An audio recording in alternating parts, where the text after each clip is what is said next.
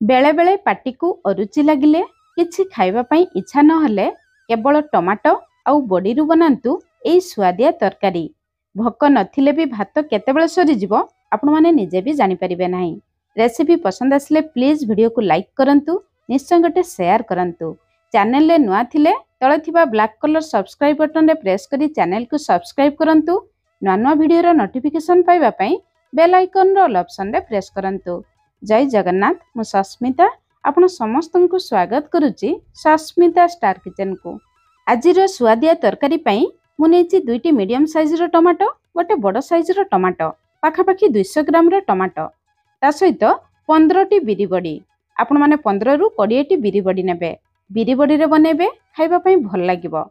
एबे आमे कढ़ाई को भल भाबरे गरम करिबा, तापरे बड़ी को भाजिबा। प्रथमे तेल देई बड़ी को भाजिले बड़ी भाजिबा समय अधिक तेल दरकार पड़िबो। सेथिपई प्रथमे आमे सुखिला बड़ी को भाजिबा।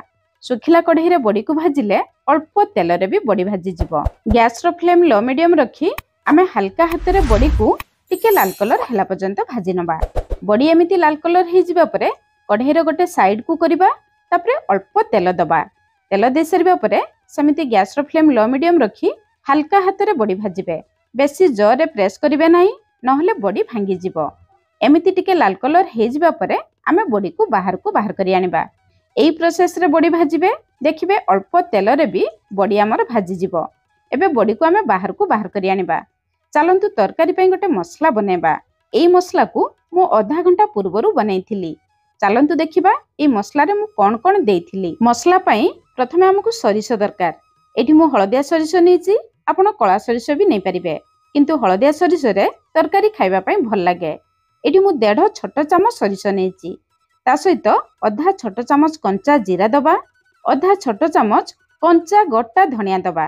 राग पई गोटे सुखिला लंका दबा। आपण माने एई मसला रे अल्प पानी देई 15 मिनिट पानी रे बतुरई रखि परिबे, तापरे मसला बाटी परिबे। जदि मसला को पानी रे बतुरई नथिबे, प्रथमे ग्राइंडर जार रे देई सुखिला ग्राइंड करि आनिबे। तापरे हम सेतिरे रसुण दबा। एठी मु बड़ साइज रो 4टी रसुण देइछि। आपण छोट साइज रो रसुण नउथिले 7-8 टी रसुण देबे। गोटे छोट साइज रो पियाज रो आमे फाळे दबा। बेसर मसला बाटिबा समय रे 2 रु 3 पिंच लूण, 2 रु 3 पिंच हळदी गुंड देई बेसर मसला बाटिले बेसर मसला जम्मा पिता लागि न थाए। एटा गोटे टिप्स आपण माने फॉलो करिवे। एबे सेतिरे दरकार मुताबक पानी देई बेसर मसला को पूरा चिकन भाबरे बाटिबे, जम्मा खदड रखिबे नाही। तरकारी बनेबार आधा घंटा पूर्वरु मसला बाटिबे, ताहाले तरकारी रो टेस्ट बढ़िबो। एबे चलंतु तरकारी बनेबा स्टार्ट करिबा। कढ़ाई को भल भाबरे गरम करी गोटे बड़ चामच तेल दबा। तेल गरम हो जिबा परे आधा छोट चामच पंच फुटण दबा, 2 रु 3 पिंच हिंगु दबा। तरकारी रे बहुत बढ़िया बास्ना आसीबो। तापरे 10 रु 15 टी भृषंग पत्र दबा। भृषंग पत्र निश्चय भाबरे देबे, बहुत बढ़िया बास्ना आसीबो। पंच फुटण तेल रे भल भाबरे फुटी जिबा परे आमे गोटे मीडियम साइज रो पियाज, 2टी कंचा लंका दबा। गैस रो फ्लेम लो मीडियम रखी पियाज को लाल कलर हैला पर्यंत भाजिबा। पियाज भाजी जिबा परे आपण माने एई स्टेज रे 2-3टी रसुण को दरछेचा करी देई परिबे। आमे किंतु एई रसुण को तरकारी शेष रे दबा, जहा द्वारा तरकारी रो टेस्ट आहुरी बढ़ी जिवो। एबे आमे गैस रो फ्लेम पूरा लो रखी बाटी रखिथिबा बेसर मसला दबा। संगे संग 2-3 चामच पानी दे दबा। बेसर मसला देबा समय रे गैस रो फ्लेम पूरा लो रखिबे, संगे संग 2-3 चामच पानी दे देबे, ताहले बेसर मसला जम्मा पिता लागिबो नाही। लो फ्लेम रे 1 रु 2 मिनिट बेसर मसला को कसिबा। तापरे आमे नेथिबा टमाटो को छोट छोट करी काटिकी दे दबा। टमाटो दे सरबा परे आमे सेतिरे आधा छोट चामच हळदी गुंड दबा, आधा छोट चामच काश्मीरी लंका गुंड दबा। राग पई गोटे सुखिला लंका, 2टी कंचा लंका आमे तरकारी रे देथिले। स्वाद अनुसार लूण दबा, परे चाखिकी भी लूण दे परिबा। सब जिंस को भल भाबरे गळे नबा। एबे टमाटो को सिझिबा पई आमे 3-4 चामच पानी दे दबा। गैस रो फ्लेम लो मीडियम रखी कवर करी टमाटो को भल भाबरे सिझे नबा। 5-6 मिनिट परे एटी देखंतु टमाटो हमर मसला सहित भल भाबरे कसी जाईची। टमाटो भी सॉफ्ट हो जाईची। एबे आमे चटू रे टमाटो को टिके प्रेस करनबा। देखंतु टमाटो मसला सहित भल भाबरे मिसी गलानी। एबे सेतरा आमे पानी दबा। पानी ठंडा पानी देबे, जमा गरम पानी देबे नाही। बेसर मसला कसी जिबा परे गरम पानी देले तरकारी पिता लागिबो, सेति पई ठंडा पानी देबे। ठंडा पानी मतलब नॉर्मल पानी, फ्रीज पानी नुहे। पानी दे सरिबा परे आमे आउथरे चाखी नबा। जदि लूण दरकार पड़िबो देखिकी लूण दबा। टमाटो केते खटा अछि से हिसाब रे देखिकी आमे गोटे आंबुल दबा। आंबुल देले ए तरकारी रो टेस्ट आहुरी बढ़ी जिवो। जदि आपण माने आंबुल पसंद करनथुबे ताहले 4 रु 5टी टमाटो दे परिबे। आंबुल दे सारिबा परे मीडियम फ्लेम रे आमे झोल को 5 रु 6 मिनिट भलो भाबरे फुटे नबा। झोल भलो भाबरे फुटी जिबा परे आमे सेतिरे बडी दबा। बडी दे सारिबा परे आमे आ झोल को बेसी समय फुटेबा नाही।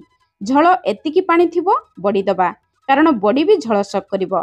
एठी मु जो बिरि बडी नेइथिली से बडी बहुत नरम अछि। जदि आपनको बडी टाण थिबो बडी दे सारिबा परे 2 मिनिट पर्यंत फुटे नेबे।